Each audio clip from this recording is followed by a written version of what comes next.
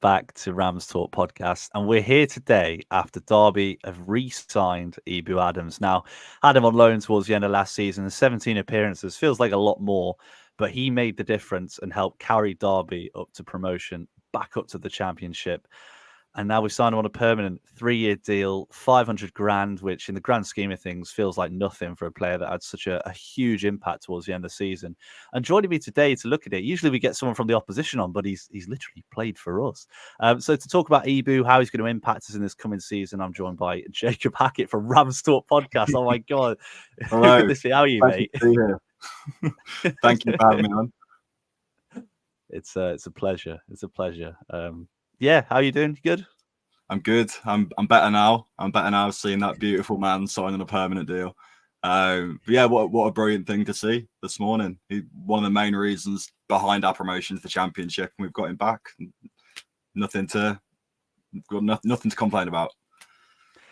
Yeah, exactly. I mean, I'd be lying if I said I wasn't a tiny little bit emotional when I saw it. And I don't think I've been like that for many transfers in recent years. But seeing Ebou back in a Derby shirt again, I mean, we've talked about the impact. You know, there's the great picture of him waving that flag. There's Will Savage, who 155 days in a row has posted until Ebou's finally signed. I saw that Derby actually replied to it with a video of Adams, which is really cool. Yeah. So if you haven't seen that, have a look on Twitter as well. I mean, yeah, you said, you know, how you feel emotionally already, Jacob, but it's such a huge boost for Derby, isn't it? Bringing in a player like Ebou. It's massive. And I think I'm not sure if you've seen the player interview yet when they speak to him now, he's re-signed, but he just looked so happy. And he was speaking about the amount of times that the other team members have been like talking to him over the summer and how many times he'd been in contact with them and how impossible it was to keep his eye off social media. I think he actually mentioned Will Savage. He didn't mention his name, but in the interview, he was like, one fan in particular was tagging me every day. And it was like, so he just seemed so happy to be there. It seemed like such a pure interview. He just seems like a man with a heart of gold. And I mean, I'm complimenting him a lot, and I've not even mentioned his football ability yet. So it kind of shows the character of Ebou Adams. And we know Paul Warne loves characters, and he's got the character he wanted this summer. Yeah, he has. And I mean, also he told Vic that he liked Rams Talk. So, you know, that's another thing to build on. What sided? General. General. But I mean, I think we have to cast our minds back to January when he signed. And that was when we started doing these sorts of videos. And we did one for a couple of players. Obviously, Corey Blackett-Taylor was sort of a big one. Dwight Gale was a huge one. But there wasn't really a lot of reaction when we signed Ebou Adams. It was a bit more reserved. Everyone was sort of like, I don't think people knew a lot about him. He'd obviously missed a year with injury. With Cardiff, he'd come back into the team, not really played a lot. And when he did sign, people didn't really seem that excited. People seemed more concerned about his injury record than anything else. I mean, things have changed a little bit since then, haven't they, Jacob? But if we cast our minds back to his debut against Charlton, we were saying before we started recording that he almost got sent off after about 30 seconds for booting somebody. But the impact that he made in that game and the impact that he made following that game just grew and grew and grew, didn't it? Yeah, I mean, for me, I can't think of an off day that he had in those. I think it was 17 games, wasn't it, that he played for us, and he made the difference. Is how I view it. I think without a player like him in there doing that dirty work, you know, which we were crying out for, not just for the first half of the season, for the last 1.5 seasons, maybe longer.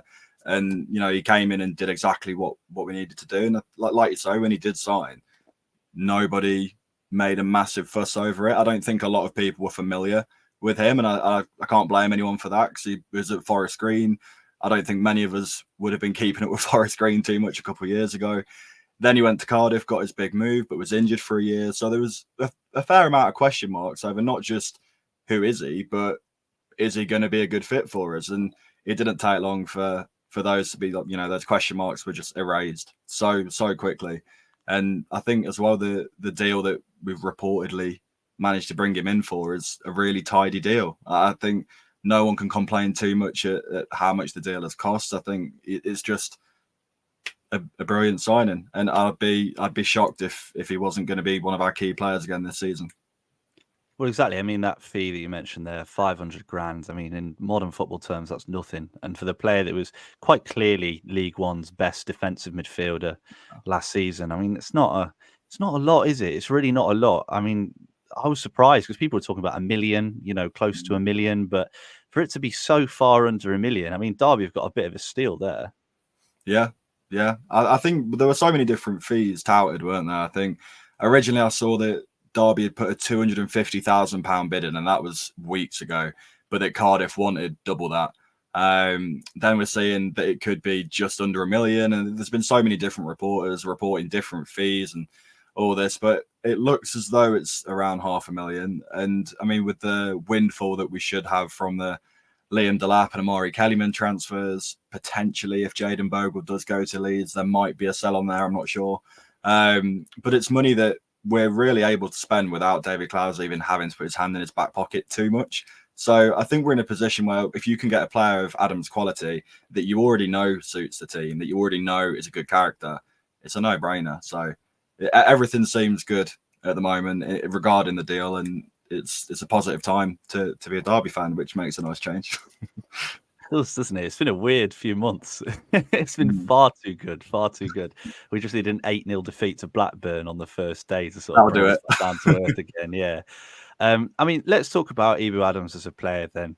We've talked about his influence already, but his primary position is obviously in defensive midfield. I wouldn't say he's a defensive midfielder. I think a lot of the time, especially towards the end of the season when Corey Smith came into the team, he operated slightly further forward and pressed slightly higher up. But I mean, the words I've got written down here, I've got 3 words. I've got combative, I've got general, and I've got controlled written down. Because when I thought of Ebou Adams, they're sort of the 3 words that come to mind, because he's one of those players where he does control games, and he can control games with his athleticism, with his movement, and with the way he reads the game as well. I mean, Jacob, how many times did he win the ball back when it didn't look like he was ever going to win it back, and he'd stick a leg out, stick a head in, and just get that vital interception when Derby needed it most? Yeah, there's plenty of times where he caught me by surprise that we managed to get the ball back off the opposition. But he is a warrior, isn't he? He's a battler, and it's exactly what we needed. I mean, the amount of times, like you mentioned there, that it looks as though the opposition are going to start an attack, or that they're even progressing with the attack. Adams could be 5 or 10 yards away. That you blink and he's got the ball back and he's carrying it past the halfway line back towards the goal that we're shooting in. It's just for me. I think there's not many players of his caliber that were available, especially available for that fee, and that wanted to come to Derby. I think you look back over the years at that position and that profile of a kind of warrior in the middle for Derby, and there's not too many. But whenever we do have one, they're usually a fan favourite. They're usually well liked, well remembered, and I think Adams is going to fit into that category. I think a lot of people, especially from my generation of being a Derby supporter, mentioned John Eustace as like the first kind of example they have of that guy. I think Bielik came close. I think he, beside being injured every week, he was pretty good when he played.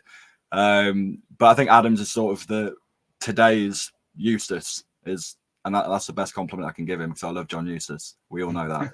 But yeah, I think I'm going off track a lot, because I think I'm just high off life of the fact that Adams is back in the Derby shirt, to be honest. Yeah, and you're right to be that way, because as you said, the impact that he made when he came in was huge. I mean, you mentioned Eustace there. I think there's been a lot of comparisons drawn, maybe not from a footballing perspective, but a situational perspective, with George Thorne, obviously the man who replaced John Eustace at Derby. He joined on loan, made a huge impact, and came back to Derby for, well, in George Thorne's case, a massive fee, whereas Ebou Adams, we've got him very, very cheaply. And I'd say that the impact that he made was probably on par, if not higher than George Thorne, because he actually took us up to the league above. So I think, it's definitely a good signing. I mean, we've talked about the defensive attributes. I've been looking back at some of Derby's, I guess, play towards the end of the season, and we mentioned Adams in a slightly more advanced role. It was usually him sat next to Max Bird with Corey Smith just behind. And one thing that he did do was make those runs in behind, those diagonal runs into the corners. If you think back to the game against Carlisle, last game of the season, when he scored that overhead kick that was incorrectly disallowed, and he sort of drifted into that far corner, ball came into him, he plays it into Mendes-Lang, it comes back to Ebou Adams, who bicycle kicks it and actually scores the goal. And he was stretching the pitch in those wide areas, and I think people sort of see him as a bit of a limited player. Yes, his passing's not great, but he does offer a little bit more than just running around and defending, doesn't he?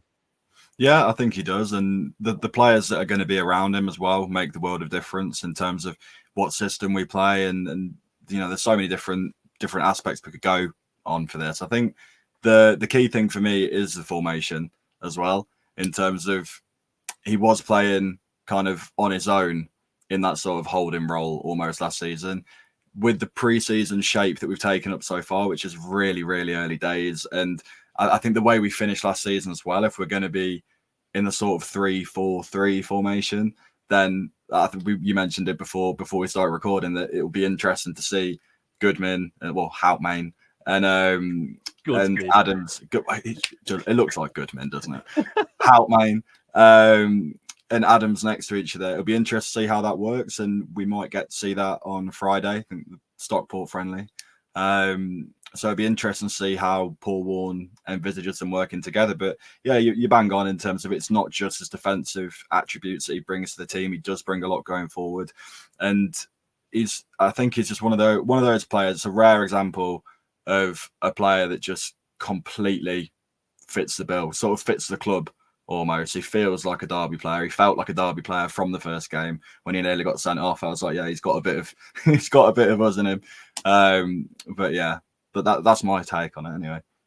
Yeah, no, I agree. And I think an important thing as well is the athleticism that he brings. I know we sort of mentioned it towards the start, but Derby had a real problem with balance in that midfield. I mean, how often did we talk about balance last season? Conor Hourihane next to Max Bird. Yes, Max Bird was athletic to an extent, but Conor Hourihane wasn't, and neither was Corey Smith. So when Ebou Adams came into that midfield, he completely revolutionised it, because suddenly we had two players that could make those runs into the corner, that could press up high, whereas before it was difficult. We could only sort of play half of the system that Paul Warne was trying to play. So, especially after Liam Thompson got injured as well. So I think going into that new system, I mean, we've seen pictures of the tactics board behind Paul Warne. I can't remember what that was on, but there was a tactics board behind him, and it had that formation, that 3-4-3 formation. And I think Ebou Adams and Kenzo Houtmain are going to fit perfectly into that system, because you've got Adams, who's your runner, your workhorse. He will fight, he will win balls back. And then you've got Houtmain, who's your distributor. He'll play the passes, he'll pick people out. I think you've got a nice balance there in that midfield. And how long has it been since we've said that Derby have a balanced midfield? Well, yeah, I think that for me, the question there over that balance, and you are right, because we heard that word so many times last season until Adams signed. But we've obviously got Houtmain and Adams doing that work together in the middle. But, and it's not even a big but, it's a very likely but, if one of them gets injured, that's when how do we tweak it in terms of, we do have other midfielders, but I think Paul Warne said after the Matlock game that we were still looking for 3 or 4 more midfielders to come in. Assuming Adams is one of them, that's still 2 or 3 more that need to come in. And that could be looking for another Adams type, a prodigy that Adams can kind of guide through, maybe a little bit younger. Or it might be another creative player with the flair, like Kenzo. So we've got a few options there. But as you say, I think if they're fit and working together, from the early signs, it looks as though we've got a pretty promising partnership that's forming there, especially with Kenzo being so young as well. I mean, there's plenty of room for him to grow at the club. This is the Adams episode, not the Kenzo episode. But yeah, I mean, we've got Tyrese Forner, Liam Thompson. I mean, Darren Robinson's used as centre-back, really, isn't he? I think that's how Paul Warne sees him being used. But I think we'll definitely see a few more additions. It might even further enhance that balance. But I think we definitely need another Adams type player to come in, just in case he does get injured, because we don't want to see Adams pick up a knock and then all of a sudden be talking about balance for another week, 2, 3. I don't want to go back to the balance talk. That man will never be injured in a Derby. I know. George Thorne all over again. No, we can't say that. We can't say that now. But I think it's worth saying that towards the end of the season, Adams actually played through injury for a couple of games too. I remember actually at the final whistle, everyone runs on the pitch. He's celebrating, flag in hand, on people's shoulders, and then when they're celebrating, he's saying, I've got to go inside because he's bleeding from his eye because he's got a cut that's been stitched up mid-game. And he's like, let me get back in and I'll come back out again. And he ran in, got it stitched up and came back out again. So that's the sort of character we're getting. You know, we've mentioned we've got a workhorse, we've got a warrior as well.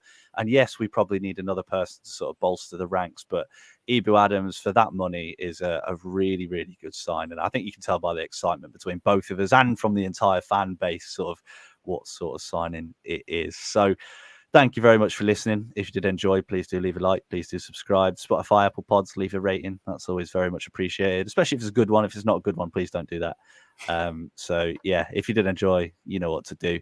And Jacob, thanks for joining me, mate. I'm very grateful. You know, taking some time out of your day. I know. It's been a pleasure. Always a pleasure.